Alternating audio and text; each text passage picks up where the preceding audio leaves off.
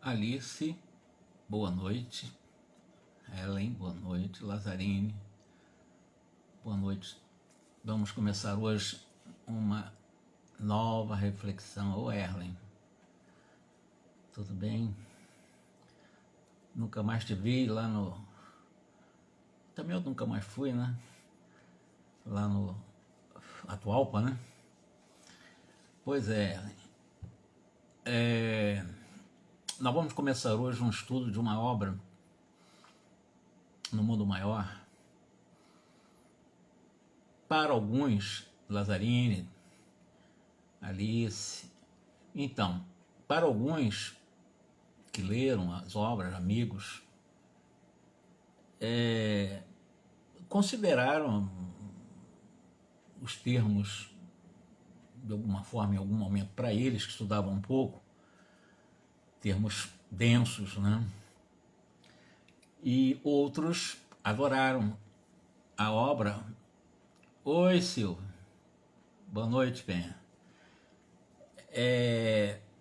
Mas é uma obra que vai nos levar na trajetória de cada análise, de cada leitura, de cada comentário, de cada capítulo.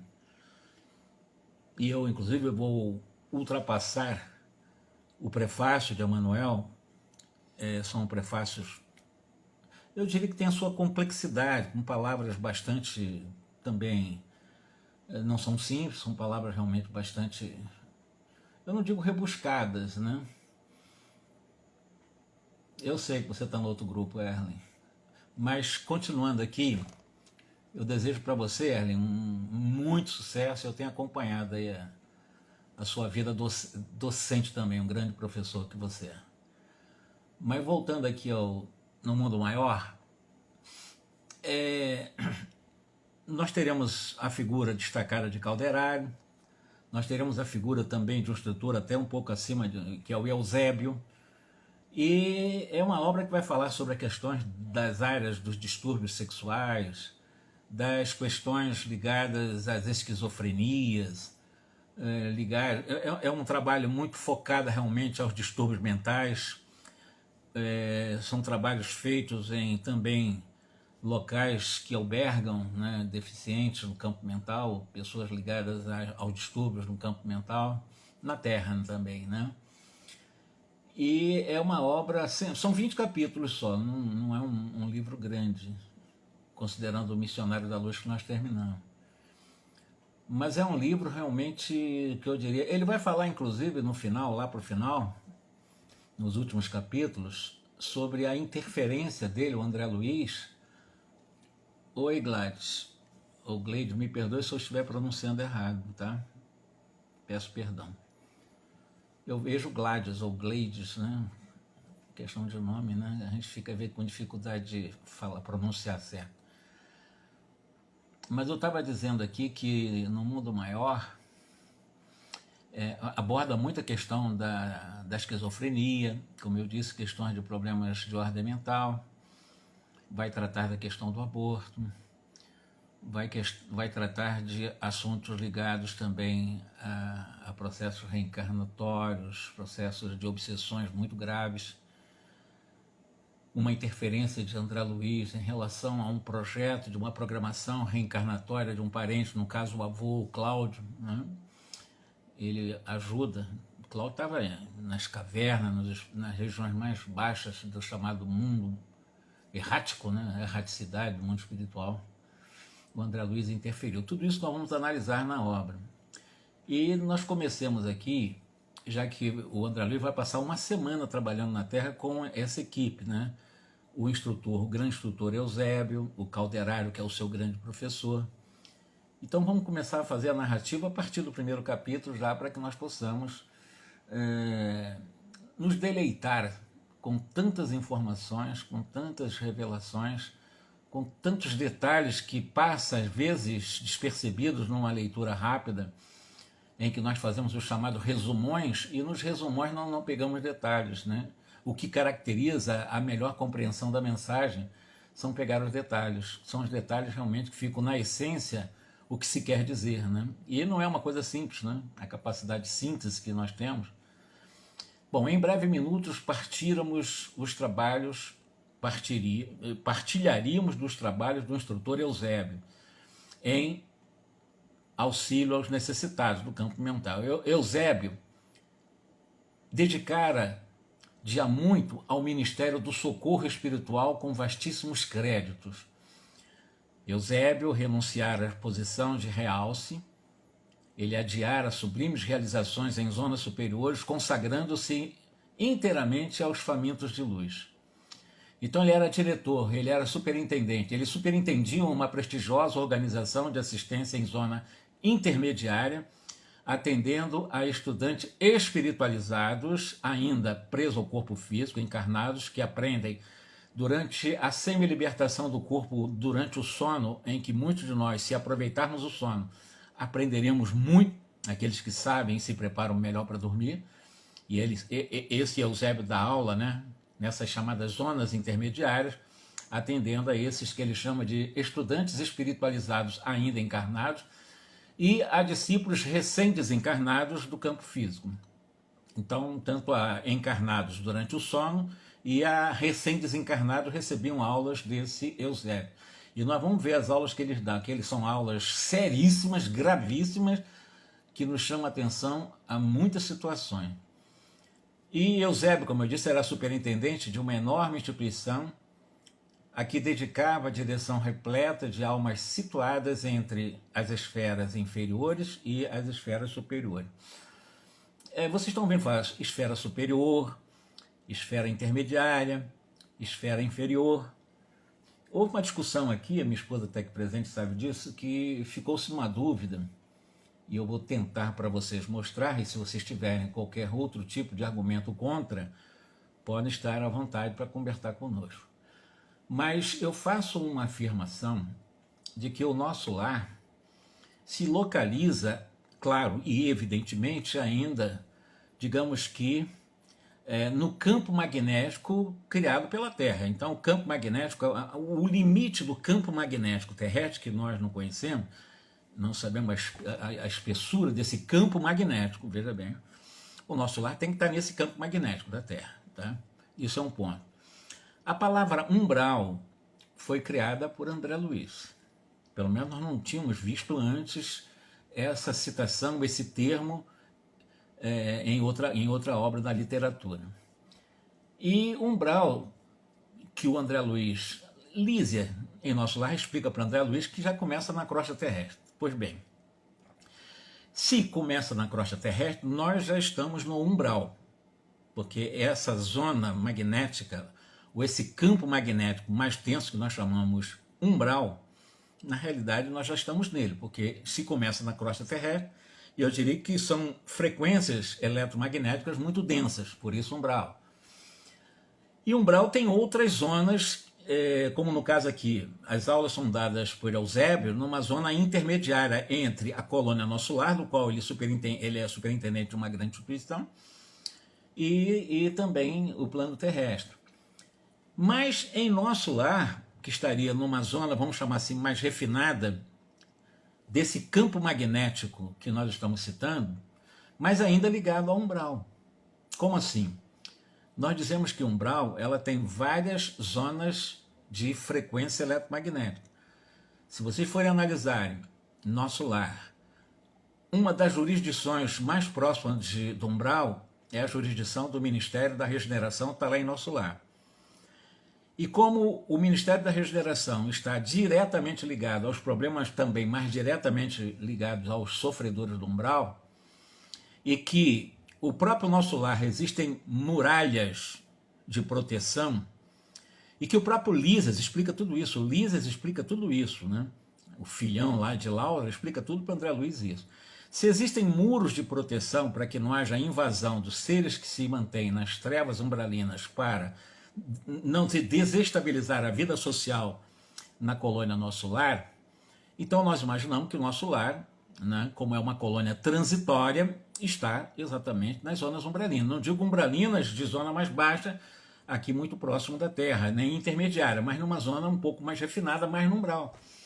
Por isso esses muros de proteção, por isso cancelas do qual aqueles guardas que realmente tomam conta para que não haja invasão de espíritos ainda despreparados para a colônia, lá para a comunidade de Nosso Lar. Então, Nosso Lar está necessariamente no umbral. Então, por que eu estou dizendo tudo isso? Porque eu vou falar de zonas superiores, zonas intermediárias, zonas baixas e tal, para nós entendermos. Porque tem espíritas que diz que não, e defendem com unhas e dentes que não. E eu provo, pelo menos pela literatura de André Luiz, que o Nosso Lar fica, embora numa zona, que eu digo que está num campo magnético da Terra, portanto, mas numa zona mais refinada do chamado umbral, analisado por André Luiz. E eu não tenho dúvida, tanto é que existe esse muro de proteção para que não haja invasão.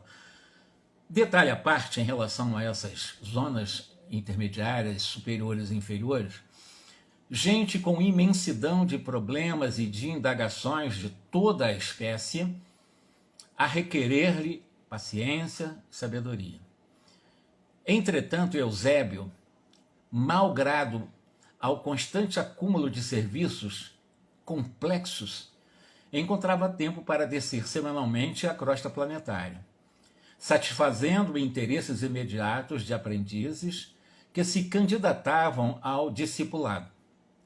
Sem recursos de elevação para vir ao encontro do seu verbo iluminado na sede superior, Calderaro recebia-lhes as orientações de conformidade com o quadro hierárquico, ou seja, Calderaro estava numa condição inferior, sob o ponto de vista de evolução. Ali a hierarquia, hierarquicamente, o Eusébio era superior ao próprio Calderaro. E a ele se referia com o entusiasmo do subordinado, que se liga ao chefe guardando o amor acima da obediência. O assistente a seu turno prestava serviço ativo na própria crosta terrestre, a atender de modo direto aos irmãos encarnados. Especializado na ciência do socorro espiritual, naquela que entre os estudiosos do mundo poderiam chamar psiquiatria iluminada, setor de realizações que há muito tempo me seduzia. Então nós vamos ver a trajetória do livro, a narrativa do livro, muito ligada às questões psiquiátricas, o tempo todo. E ele vai falar exatamente isso, né? Entre os estudiosos, exatamente do qual ele poderia chamar de psiquiatria iluminada, setor de realizações do qual há muito tempo me seduzia, porque o André Luiz, como profissional no campo médico enquanto encarnado, para aqueles que estudaram a vida dele, que não tem nada a ver com Carlos Chagas, Oswaldo Cruz e outros que dizem por aí, mas ele foi um neurologista e trabalhava com neurologia quando encarnado. Dispondo de uma semana sem obrigações definidas dentre os encarnados que me diziam respeito, o André Luiz solicitou ingresso na turma de adestramentos. André Luiz queria aprender com Eusébio, do qual se fizera Calderaro o eminente orientador, tendo-me ele aceito com gentileza. Pois bem, característica dos legítimos missionários do bem e propondo-se a conduzir-me, lá o Eusébio, né? Os casos que lhes eram atinentes, explicou-me solícito, não apresentavam continuidade substancial. Desdobravam-se, constituíam-se obra de improviso, obedeciam ao imprevisto das ordens de serviço ou das situações noutros campos de ação e fazia-se imprescindível o roteiro prevista, as condições e as circunstâncias. No quadro de responsabilidades, porém, que lhes estavam afetas, diferiam as normas. Importava acompanhar os problemas quais imprevistas manifestações da própria vida. Em virtude de tais flutuações, ainda narrando aqui o André Luiz, ele não traçava a rigor programas quanto a particularidades. Ele executava os programas e os deveres que lhes competiam, onde, como e quando determinassem os desígnios superiores. O objetivo fundamental da tarefa circunscrevia-se ao socorro imediato aos infelizes, evitando-se quanto possível a loucura, o suicídio e os extremos desastres morais. Para isto, Eusébio, o missionário atuante, era compelido a conhecer profundamente o jugo das forças psíquicas com acendrado devotamento ao bem do próximo. Calderaro, nesse particular, não deixava perceber qualquer dúvida. A bondade espontânea lhe era indício de virtude e a inquebrantável serenidade revelava-lhe a sabedoria. não lhe desfrutava o convívio desde muitos dias. Abraçaram na véspera pela primeira vez. Bastou, no entanto, 1 minuto de sintonia para que se estabelecesse entre nós uma sadia intimidade. Embora lhe reconhecesse a sobriedade verbal, desde o momento do nosso encontro, permutávamos impressões como velhos amigos.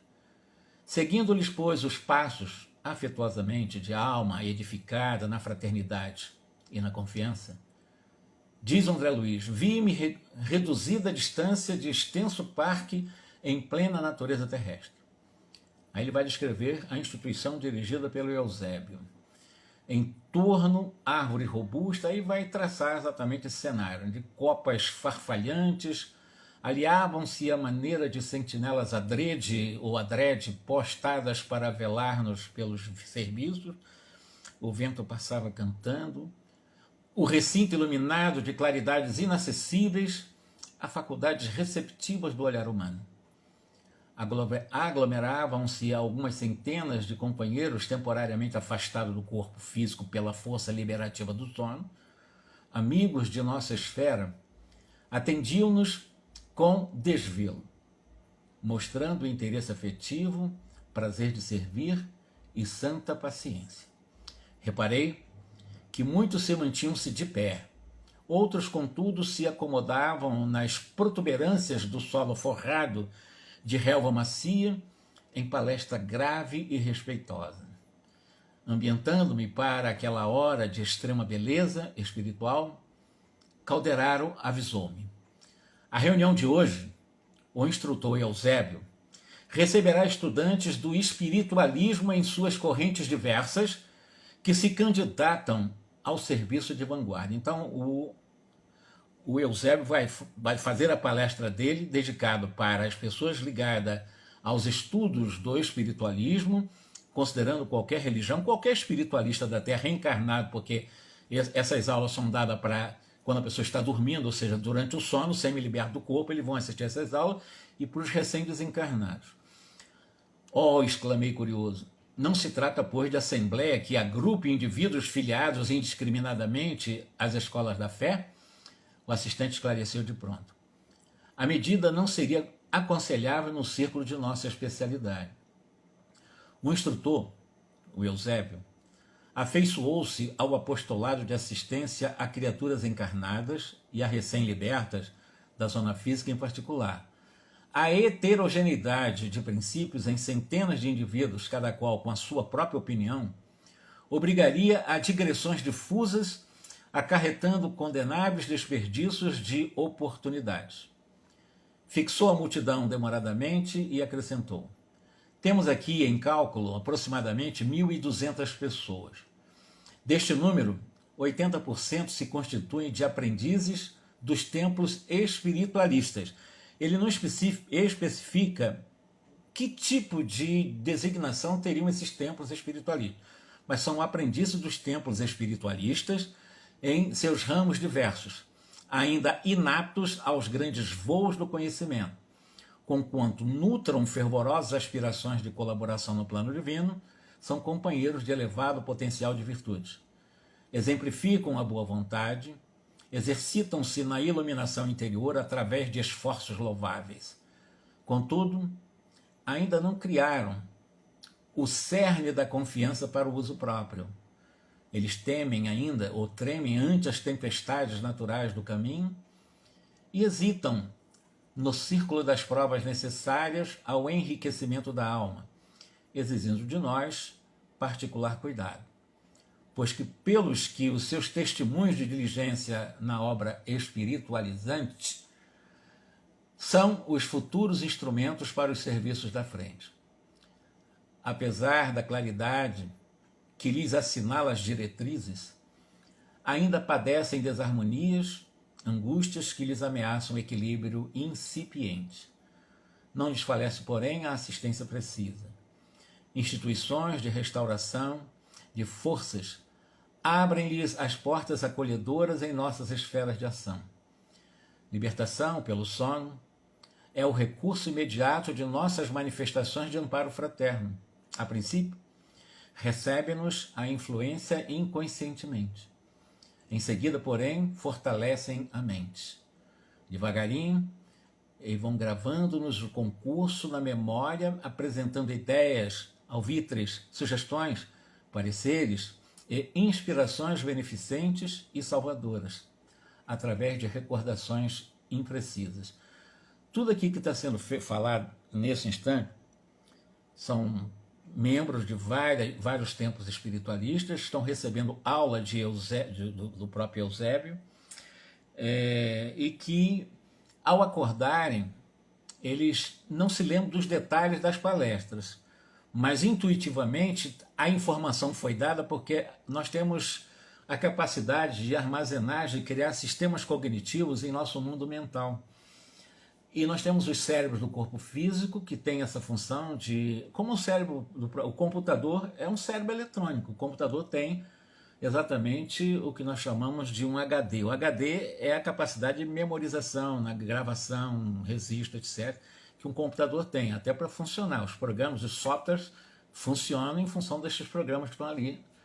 E a nossa mente, né, é exatamente igual, sendo que muito mais avançado, muito mais complexo. Então a nossa mente tem a capacidade de gravar som, imagens, movimento, e receber palestras, aulas no mundo espiritual durante a noite. Aqueles que se preparam para dormir bem, eles vão ganhar muito nos processos de retorno ao corpo durante o dia, embora não se lembre dos detalhes, mas vão trabalhar muito a capacidade intuitiva, inspirativa, eles acabam exercitando uma vida de compreensão da realidade de uma forma muito mais profunda do que a superficialidade das nossas visões de vida corriqueira.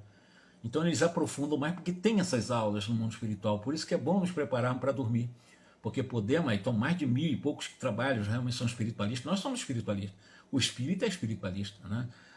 O espiritualista é aquele que não é materialista, não fica bem claro, né? Então vamos lá, fez breve pausa e concluiu. Os demais são colaboradores de nosso plano em tarefa de auxílio. A organização dos trabalhos era digna de sincera admiração. Estávamos num campo substancialmente terrestre. A atmosfera impregnada de aromas que o vento espargia em torno recordava meu lar na terra, contornando o seu jardim em noites cálidas. Que teria eu realizado no mundo físico se recebesse em outro tempo aquelas benditas oportunidades de iluminação? Aquele punhado de mortais, sob os raios da lua, afigurou-se-me assembleia de privilegiados favorecidos por celestes numes. Milhões de homens e mulheres a dormir em cidades próximas, algemados aos interesses imediatos e ansiando a permuta das mais vis sensações. É o que acontece na maioria esmagadora das vezes. E ele está dando aqui no símbolo essa visão para nós. Milhões de homens, milhões de mulheres que durante o sono, ao invés de buscarem as primícias dessas informações de verdadeiros numes do mundo espiritual, eles ficam presos, algemados, ele usa o termo algemado aos interesses imediatos e ansiando a permuta das mais vis sensações, normalmente ligado ao desequilíbrio na área da sexualidade, normalmente ligado. E é onde as pessoas vão dando vazão durante o sono. É o que ele está dizendo em outras palavras, algemados aos interesses imediatos e ansiando a permuta das mais vis sensações. Nem de longe suspeitariam a existência daquela original aglomeração de candidatos à luz interior. Convocados à preparação intensiva para a incursão mais longa e eficiente na espiritualidade superior. Teriam a noção sublime e ensejo de lhes apraziam? Aproveitariam a dádiva com suficiente compreensão dos valores eternos? Marchariam desassombradamente ou desassombrados para a frente ou estacionariam ao contato dos primeiros óbices no esforço iluminativo? E o Calderaro explicou o seguinte: a nossa comunidade de trabalho se dedica essencialmente à manifestação do equilíbrio. Não ignoras que a codificação do plano mental das criaturas ninguém jamais a impõe. É fruto de tempo, de esforço e de evolução. E o edifício da sociedade humana, em atual momento, vem sendo abalado nos próprios alicerces, compelindo imensos e números de pessoas imprevistas de renovações. Certo, não te surpreenderás se eu disser que, em face do surto da inteligência moderna, que embate na paralisia do sentimento, periclita a razão. O progresso material atordou a alma do homem que é invigilante e desatento. Grandes massas de séculos permanecem distanciados da luz espiritual. A civilização puramente científica é um monstro devorador. A humanidade, que agora se defronta com as implacáveis exigências do acelerado crescer mental, daí o agravo de nossas obrigações no setor da assistência. As necessidades de preparação do espírito intensificam-se em ritmo assustador. Nesse instante, alcançamos a multidão pacífica. O Calderaro sorriu, frisando: olha, o acaso não opera prodígios nenhum. Qualquer realização há que haver planejamento, temos que atacar, ou seja, realizar e executar. Para que o homem físico se converta em homem espiritual, o fenômeno exige muita colaboração de nossa parte. As asas sublimes da alma eterna não se expandem aos acanhados escaninhos de uma chocadeira. É interessante essa frase que ele usa, né? Por exemplo, as pessoas querem fazer nos arroubos, voos, chegar a um processo de elevadíssima evolução moral e espiritual como verdadeiros anjos, líderes espíritas, líderes católicos, líderes evangélicos, líderes religiosos de vários templos espiritualistas, né, que se colocam como deuses, como representantes de Deus, como querendo fazer esses voos, né, nessas asas sublimes que eles acham que realmente podem se expandir, mas ainda presos a esses escaninhos de uma chocadeira. Quer dizer, ainda nos colocando na condição de humanos que somos. Então, nós temos que trabalhar, brunir, sofrer. E nesse momento, aproximou-se alguém, dirigindo-nos a palavra. Era um solícito companheiro informando-nos que Eusébio penetrara o recinto. Agora é que vai começar a palestra do Eusébio. Efetivamente, em saliência próxima, aí vai descrever Eusébio chegando para aquela aula daquela noite. Comparecia o missionário, ladeado por 6 assessores, todos envoltos em halos de intensa luz. A presença dele impusera, porém, respeitoso silêncio daquelas milhares de pessoas. Cessaram todas as conversações que aqui e ali se entretinham, e ante os fios de luz que os trabalhadores de nosso plano teciam em derredor, isolando-nos de qualquer assédio eventual das forças inferiores, apenas o vento calmo erguia a voz sussurrando algo de belo e misterioso à folhagem. Sentamo-nos todos, à escuta, enquanto Eusébio se mantinha de pé. A túnica, ampla, de tom verde claro, emitia esmeraldinas cintilações. Aquela vigorosa personalidade infundia veneração e carinho, confiança e paz. Consolidada a quietude no ambiente, elevou a destra para o alto e orou com inflexão comovedora. Finda a comovente rogativa, o orientador baixou os olhos, nevoados de pranto, e então vi, diz André Luiz, dominado de alegria, que da incognoscível altura uma claridade diferente caía sobre nós em jorros cristalinos. Partículas semelhantes à prata eterizada choviam no recinto, infiltrando-se nas raízes das árvores mais próximas lá fora. Ao contato dos eflúvios divinos, reparei que minhas forças gradualmente serenavam em receptividade maravilhosa. Em torno, pairavam as mesmas notas de alegria e de beleza, pois a calma e a ventura transpareciam de todos os rostos voltados, estáticos, para o instrutor. Aí ele começa a falar. Então vejo que antes de ele começar a falar, ele fez a oração à maneira dele, e já estava trajando de uma forma especialíssima, já ladeado de espíritos superiores, eram 6 grandes almas, e o jato de energias, de força, pelo apelo de um espírito superior, que atrai essas energias amorosas, essas transformadas em cores prateadas, que penetravam o solo, o subsolo, e que acalmavam a alma, que acalmavam as mentes, e que mantinham o halo protetor daquela região, para que ele pudesse dar a sua lição. E não é qualquer lição, não. Eu que já li, evidentemente, foi uma das mais belas lições que eu já vi, e bastante incisiva, e vocês vão ver que realmente o Eusébio, ele é bastante incisivo nas suas... como o Alexandre também o foi. Dirigimo-nos a vós, irmãos, que tendes por enquanto ensejo de aprender na bendita escola da carne. Tangidos pela necessidade, na sede de ciência ou na angústia do amor que transpõe abismos, venceste pesadas fronteiras vibratórias, encontrando-vos na estaca zero do caminho diferente de que vos antolha, os antolhos de cavalo, de burros, né? Enquanto os vossos corpos repousam à distância, exercitando-se para a morte. Vossas almas, está falando para, sobretudo, os que estão durante o sono recebendo essas aulas. Vossas almas semi-libertas partilham conosco a fraternidade e a esperança, exercitando faculdade e sentimento para a verdadeira vida.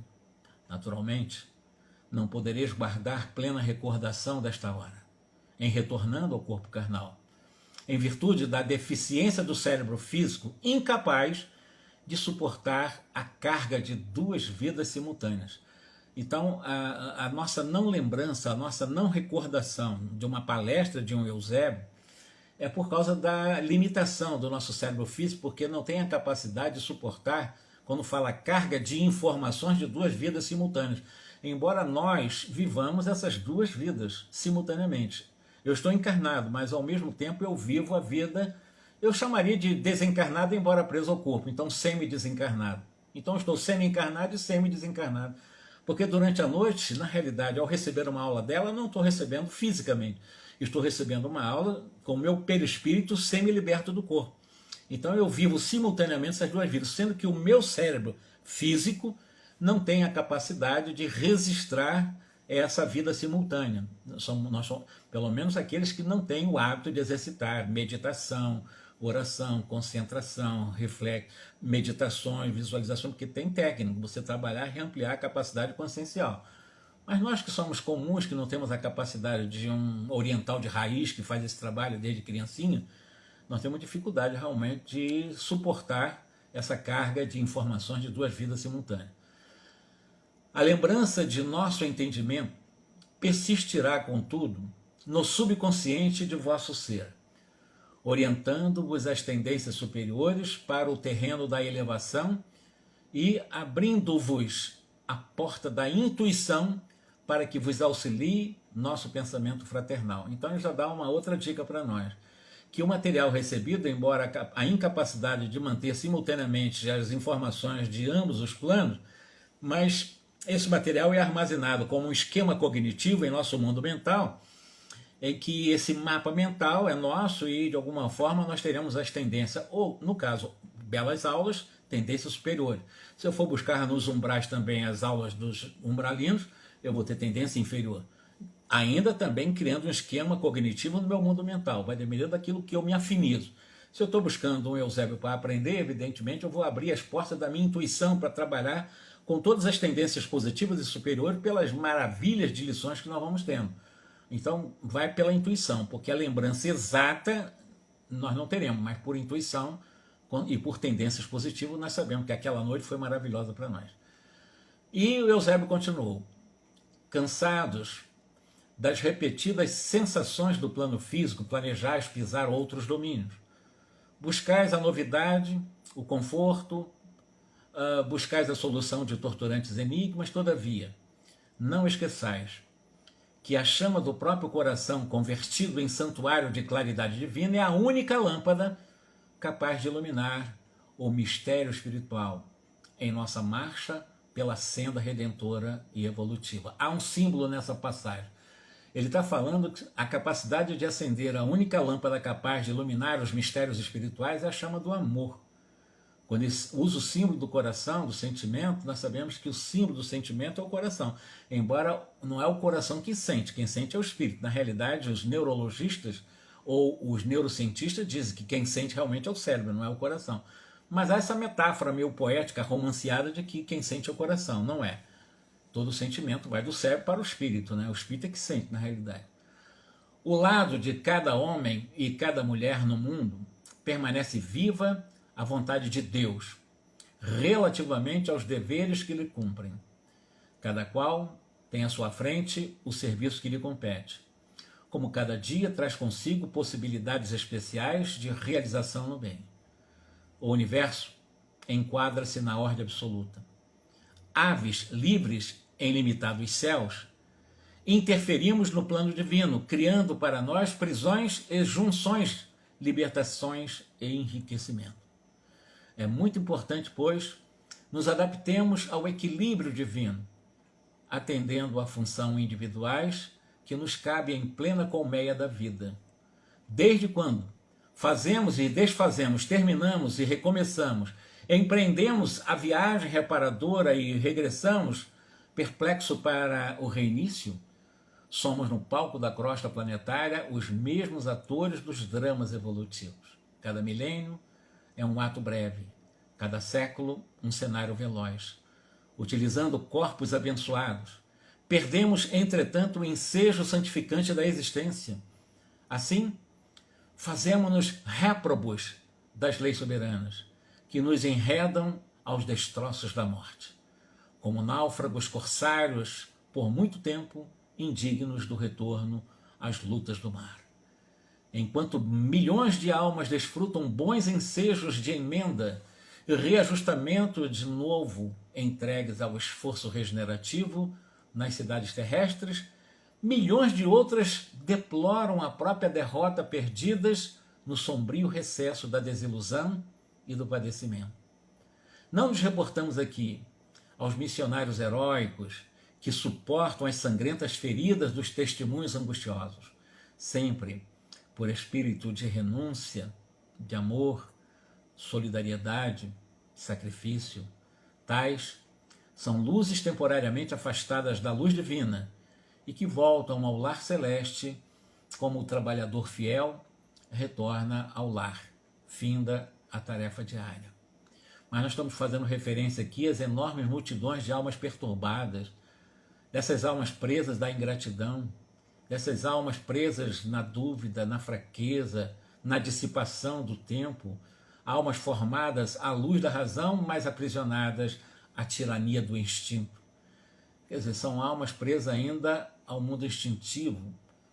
E vocês vejam, né, nós recebemos a capacidade da inteligência, da razão, mas ainda nos aprisionamos ao instinto de nosso processo e carreira evolutivo, do qual, muitas vezes, por instinto, é que nós fazemos as coisas sem raciocinar e criamos para nós, em nossa marcha evolutiva, entraves gravíssimos. Eu dou um exemplo. Pessoas que às vezes têm uma vida relativamente tranquila, até que alguém não mexa com ela, ou tal, ou irrite essa pessoa, ela estava até ali tranquila, de repente, por um segundo de descuido, de irritação, de levar-se pelo instinto de agressão, de ferocidade do homo, né, chamado homo brutalis, né, o homus brutalis, como dizem os latinos, ele pega e desfera um tiro a alguém, mata alguém. Então, até ali a vida dele estava num carreiro de possível evolução e, de repente, numa situação dessa, por um segundo, com certeza, ele vai traçar para a sua trajetória algumas dezenas, talvez até centenas de anos de muita angústia, porque ele, só Deus pode tirar a vida. Estou dando um exemplo, né? Isso serve para os desequilíbrios na área da sexualidade, isso serve para os desequilíbrios na área do poder, das corrupções do mundo. Por um segundo que a pessoa descuida, ela realmente acaba criando transtornos graves e obstáculos desnecessários em sua caminhada, porque foi invigilante e deixou com que a tirania do instinto sobrepusesse ou ficasse acima da própria racionalidade. Eusébio continuou: falamos de todos nós, viajores, que extravagamos no deserto da própria negação de nós mesmos. pássaros de asas partidas, que tentamos voar ao ninho da liberdade e da paz, mas ainda nos debatemos na esterilidade dos prazeres efêmeros. Por que não controlar o curso das paixões corrosivas que nos flagelam o espírito, quase sempre isso ligado do mundo egóico, ao nosso egoísmo, às questões da sexualidade humana? É exatamente o que ele está falando. Mas ainda nos debatemos na esterilidade dos prazeres efêmeros. Por que não controlar o curso das paixões corrosivas que nos flagelam o espírito? Por que não sofrear o ímpeto da animalidade em que nos comprazemos desde as primeiras marcas da razão e do raciocínio? Sempre o terrível dualismo, a dicotomia entre nós, da luz e das trevas interna, da compaixão e da perversidade interna, da inteligência e do impulso brutal. Estudamos a ciência da espiritualidade consoladora, desde os primórdios da razão. E, todavia, desde as épocas mais remotas, consagramo-nos ao aviltamento e ao morticínio. Cantávamos, aí ele vai para a Índia, aí ele vai para várias culturas dos nossos erros, considerando a marcha civilizatória. Cantávamos hinos de louvor com Krishna, aprendendo o conceito da imortalidade da alma à sombra das árvores augustas que aspiram aos cimos do Himalaia, e descíamos logo depois ao vale do Ganges, matando e destruindo para deleitar e possuir. Soletrávamos o amor universal com Siddhartha Gautama, o grande Buda, e perseguíamos os semelhantes em aliança com os guerreiros singaleses e hindus. Singaleses são aqueles do Sri Lanka, lá na Índia, né? Embora muitos seguidores de Buda, os budistas, né? Um budismo muito forte por lá, eles, embora se dizem budistas, seguidores de Siddhartha Gautama, perseguidores em face de uma aliança que eles fizeram com esses ferreiros, soldados, guerreiros do Sri Lanka, que são os singaleses, né? E os hindus. Fomos herdeiros da sabedoria nos tempos distantes da esfinge e, no entanto, da reverência ao mistério da iniciação, passávamos na hostilidade sangue sedenta nas margens do Nilo.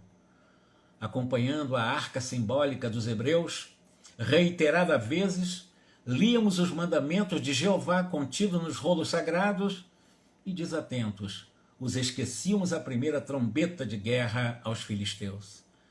Chorávamos de comoção religiosa em Atenas e assassinávamos os nossos irmãos em Esparta. Admirávamos Pitágoras, o filósofo, e seguíamos Alexandre, o conquistador.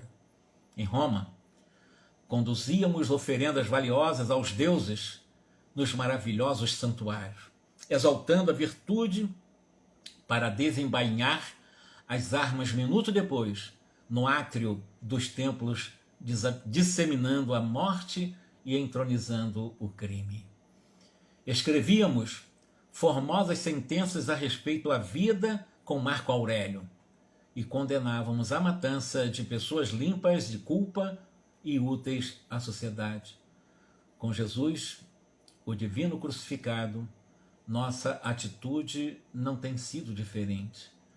Sobre os despojos dos mártires sacrificados nos circos, vertemos rios de sangue em vindita cruel, armando fogueiras do sectarismo religioso. Olha a contradição.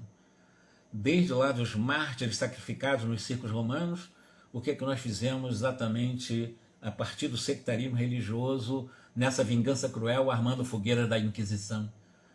Suportamos administradores arbitrários e ignominiosos de Nero a Diocleciano, porque tínhamos fome de poder.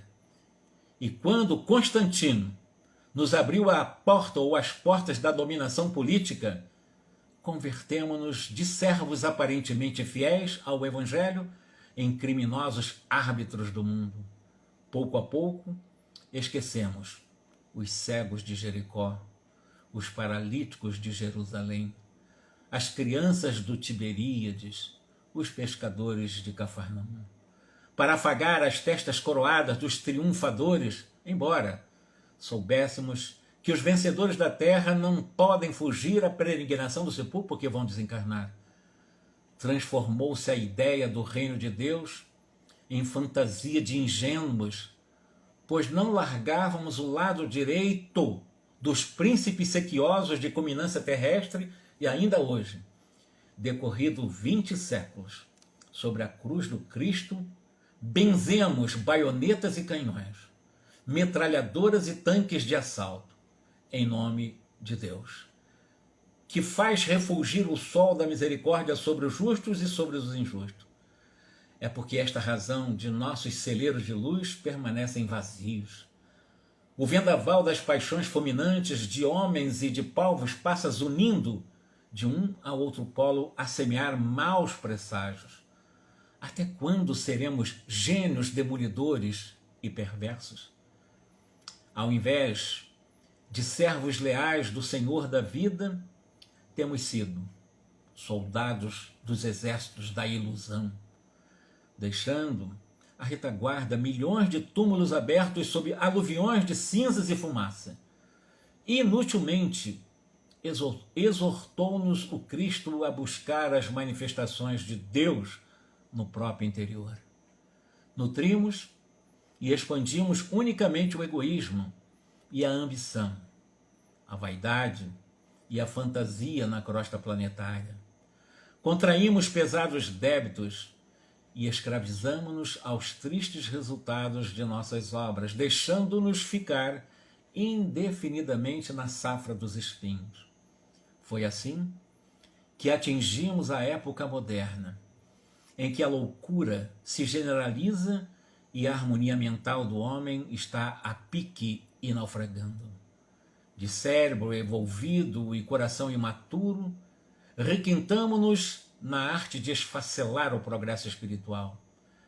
E Eusébio continuou a sua bela retórica com um traço de uma eloquência profunda, considerando, inclusive, a trajetória histórica de civilizações do próprio cristianismo, quando ele vai dizendo: nos séculos pretéritos, as cidades florescentes do mundo desapareciam pelo massacre, ao gládio dos conquistadores sem entranhas, ou estacionavam sob a onda mortífera da peste desconhecida e sem controle. Hoje, as coletividades humanas ainda sofrem o assédio da espada homicida e chuvas de bombas arremetem contra populações indefesas. No entanto,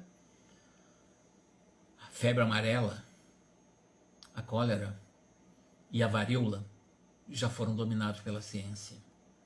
A lepra, a tuberculose e o câncer experimentam combate sem tréguas. Existe, porém, uma nova ameaça ao domicílio terrestre: o profundo desequilíbrio, a desarmonia generalizada, a moléstia das almas, que se ingerem sutis, solapando-vos a estabilidade. Os vossos caminhos não parecem percorridos por seres conscientes, mas semelham-se a estranhas veredas ao longo das quais tripudiam duendes alucinados. Como fruto de eras sombrias, caracterizadas pela opressão e pela maldade recíprocas em que temos vivido, odiando-nos uns aos outros, vemos a terra convertida em campo de quase intérminas hostilidades. Homens e nações perseguem o mito do ouro fácil. Criaturas sensíveis abandonam-se ao distúrbio das paixões. Cérebros vigorosos perdem a visão interior, enceguecidos pelos enganos da personalidade e do autoritarismo. Empenhados em disputas intermináveis, em duelos formidandos, quando fala formidandos, coisas monstruosas de opinião, conduzidos por desvairadas ambições inferiores, os filhos da terra abeiram-se de outro abismo que o olhar perturbado não lhes deixa perceber. Esse possante vórtice, meus irmãos, é o da alienação mental, é os problemas que está acontecendo no mundo de hoje. Nunca houve um apogeu tão grande de depressões, de suicídios, de grandes alienações no campo da mente. As pessoas estão perturbadas mentalmente. até por má educação religiosa, que não nos desintegra só os patrimônios celulares da vida física, senão também nos atinge o tecido sutil da alma, invadindo-nos o cerne do corpo perispiritual. Quase todos os quadros da civilização moderna se acham comprometidos na estrutura fundamental. Precisamos, pois, mobilizar todas as forças ao nosso alcance a serviço da causa humana, que é a nossa própria causa. O trabalho salvacionista não é exclusividade da religião. Constitui ministério comum a todos, porque dia virá em que o homem há de reconhecer a divina presença em toda parte. A realização que nos compete não se filia a particularismos, é obra genérica para a coletividade. Esforço do servidor honesto e sincero, interessado no bem de todos. Se visitais a nossa companhia buscando orientação para o trabalho sublime do Espírito, não vos esqueçais vossa luz própria. Não conteis com achortes alheios para a jornada. A palestra dele é longa, são quase, considerando, deve ter sido 1h30 de palestra. E agora ele vai entrar no momento da sua palestra, em que eu fiz várias sínteses, exatamente para, ele vai trazer para dentro de nós a capacidade de potencializar a luz que nós somos. E eu vou deixar uma próxima reunião para ele mostrar como é que ele vai nos induzindo a mostrar como é que todo o processo de sublimar-nos como seres humanos que somos, em condições ainda transitórias do mundo carnal, trabalhar a nossa própria luz, como ele dizia.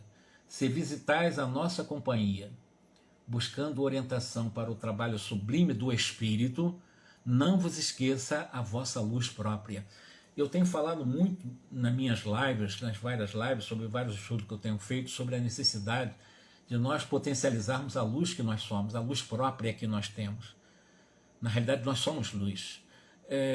Ficaria muito embaraçoso eu tentar explicar o que nós somos como espírito, centelha divina e chama divina. Porque nós somos chama divina. Os espíritos dizem isso. E como é que nós trabalhamos isso, né? E ele está mostrando agora exatamente Eusébio, com essa capacidade intelectual profunda, um espírito elevadíssimo, mostrando para nós o que nós fizemos e deixamos de fazer, o que nós precisamos fazer no processo de enriquecer essa luz que já possuímos em nós, porque nós somos luz, mas estamos transitoriamente envoltos em camadas pesadas do ego, são as sombras, né, do nosso ego. E esse ego, né, aqui agora, as coisas transitórias, as camadas, as coisas que são impermanentes, que tentam obstruir o que é permanente em nós. E a partir daqui ele vai falar um pouco sobre isso. Eu vou deixar para que na quarta-feira que vem possamos fazer nessa revisitação ao Eusébio, mas agora ele está tocando nesse assunto que eu estou mostrando para vocês. É buscar em nós, única e exclusivamente em nós, o potencial, o poder que nós temos. Nós temos um poder extraordinário de buscar pelo caminho do alto amor, de enriquecer a força da luz que nós somos, que é a luz própria, e trabalhar numa trajetória de um caminhar sereno, seguro, contente, feliz e sendo exemplo. Você não vai transformar ninguém, você não vai iluminar ninguém, mas você pode ser uma referência para que alguém possa se auto-iluminar também.